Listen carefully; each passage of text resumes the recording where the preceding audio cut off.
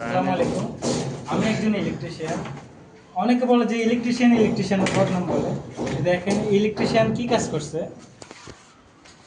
এই জায়গায় 5 তলা একটা ভবনে মাত্র 4টা পাইপ দিছে। এটা প্রতি ফ্লোরে 4টা করে প্লাগ, মাত্র 6টা পাইপ দিছে।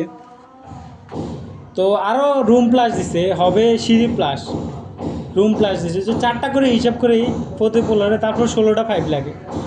তো এটা কোনোভাবেই কেবল টানা সম্ভব না, আরও রুম প্লাস দিছে। এখন আমরা এই বাইর প্লাস সিঁড়ি প্লাস আর কি গ্রুপ কাটতেছি।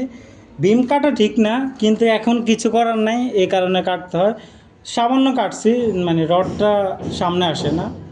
তো এই আর কি আমাদের কাজটা। এখন 26টা পাইপ দিছি। যখন